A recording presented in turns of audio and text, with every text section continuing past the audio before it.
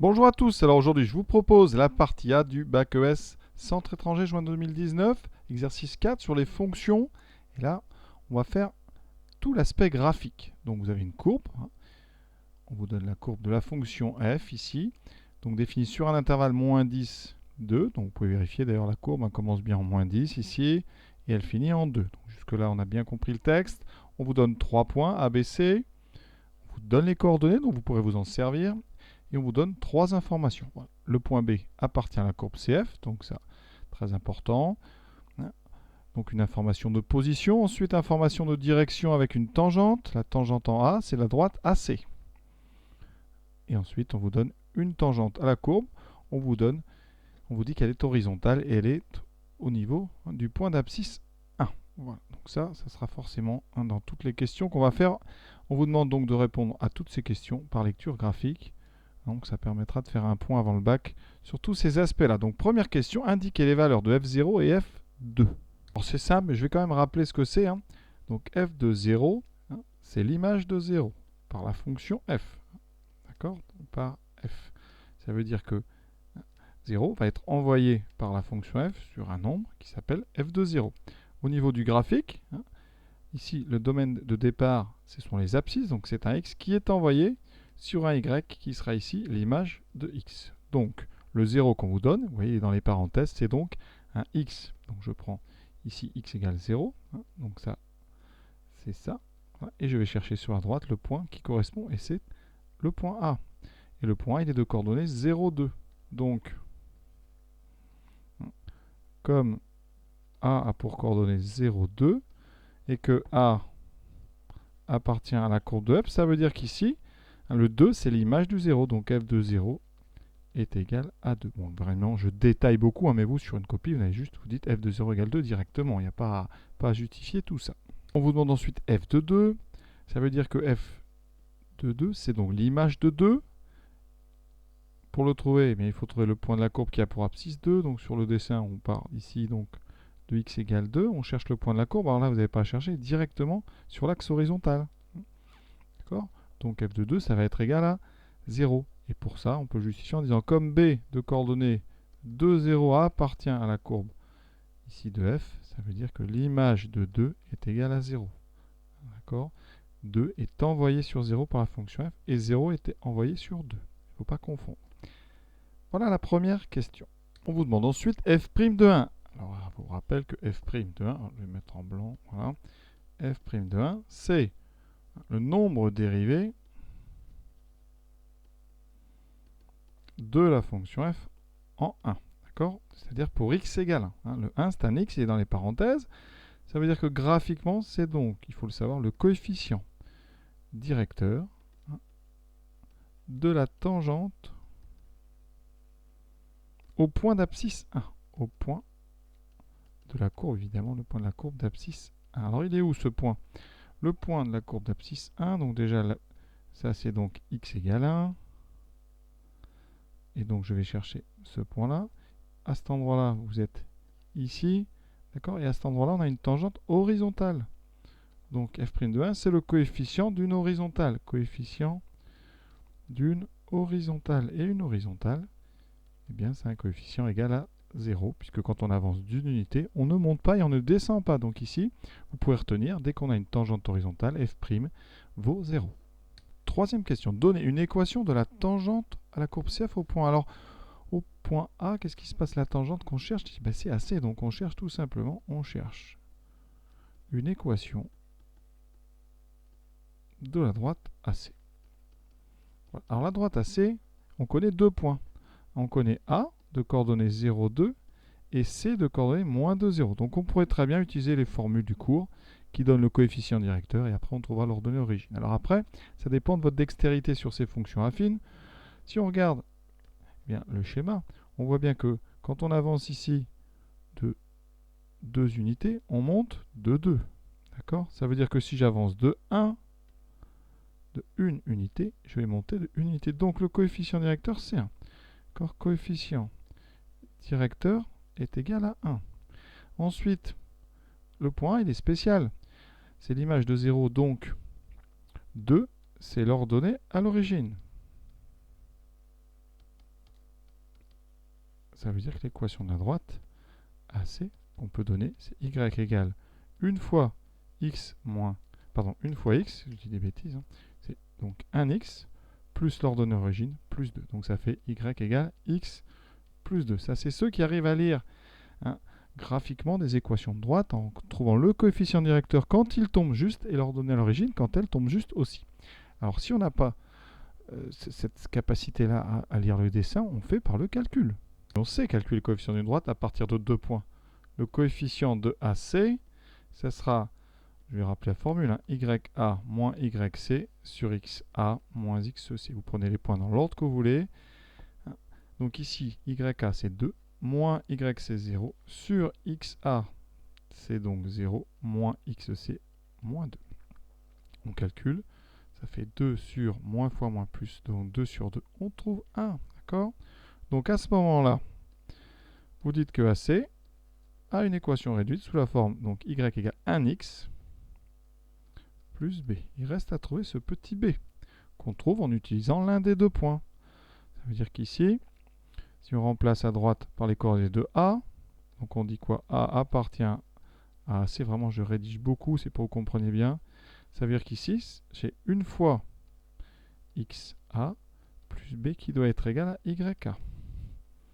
Alors une fois XA, ça fait 0, plus B qui doit être égal à YA qui vaut 2. Et on retrouve, vous voyez, exactement AC égale Y égale X plus B plus 2.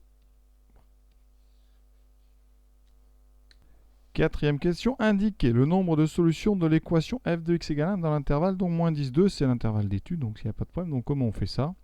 Eh bien, alors on va tracer la droite horizontale d'équation y égale 1. Alors vous faites ça avec une règle, voilà. Et on va chercher tout simplement les intersections de cette droite avec la courbe. Donc on trouve deux solutions, une ici et une là, d'accord? Une entre 1 et 2. Et une solution ici, hein, d'accord, elle est là, entre moins 2 et moins 1. Donc là, on ne vous demande pas forcément donc d'expliquer, donc vous dites il y a deux solutions, d'accord, car la courbe passe 2 fois par l'ordonnée 1. Cinquième question, indiquez les variations de la fonction f sur l'intervalle moins 10, 2. Donc ici, on va faire un tableau, ce sera beaucoup plus simple. Donc on a x de moins 10 à 2.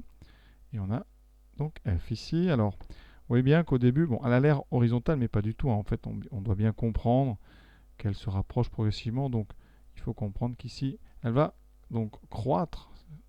Ici, sur toute cette partie, on a donc une fonction croissante jusqu'au sommet qui est ici. Et là, la dérivée, on a dit s'annulait. Donc, la fonction va repartir après la descente. Donc, on a une fonction qui est croissante jusqu'à... Alors c'est x, attention, vous ne vous confondez pas, il ne faut pas répondre 3. Ce qui nous intéresse, c'est le x. Hein. Donc c'est croissant jusqu'à x égale à 1. D'accord? Et après, ça descend. Et si on veut indiquer un petit peu ici au bout des flèches ce qui se passe, alors en 10, on ne sait pas trop, on est très près de 10. Voilà. Ici, on sait qu'on est en 2. Et au sommet, ici, on sait qu'on est en 3. Hein. Pas en 3, pardon. C'est pas 3, je dis 3, mais non. Hein, c'est 2,7 hein, ici.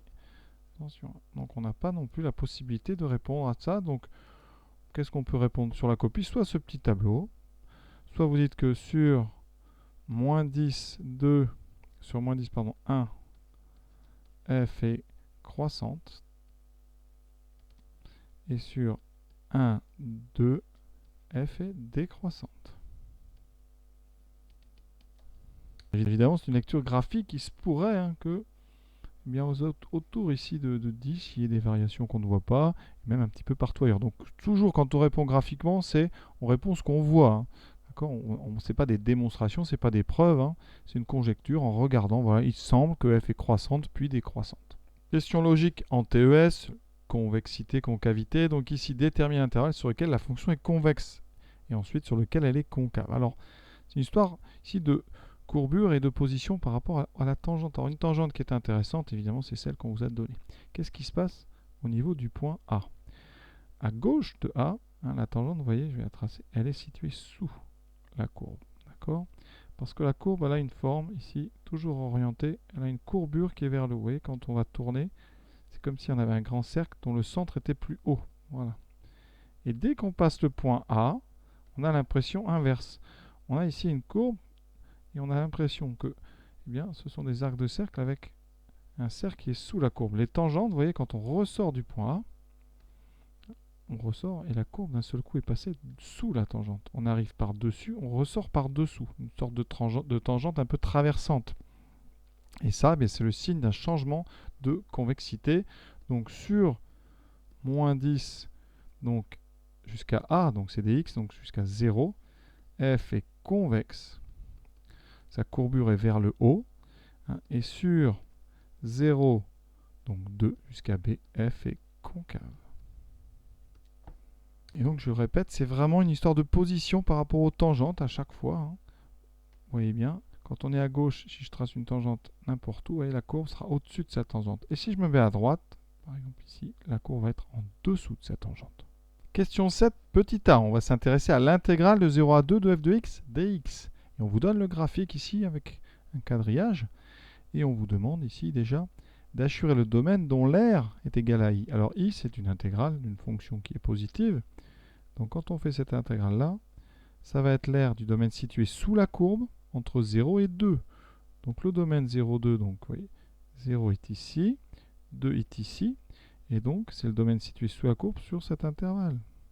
Donc l'aire qui nous intéresse, c'est celle-ci. Je assure tout ce qu'il y a sous la courbe, qui va jusqu'à l'axe horizontal et jusqu'à x égale 0. Donc voilà, je vais vous assurer ça proprement.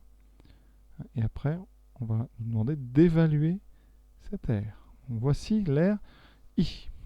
Donner un encadrement du nombre I par deux entiers consécutifs. D'accord?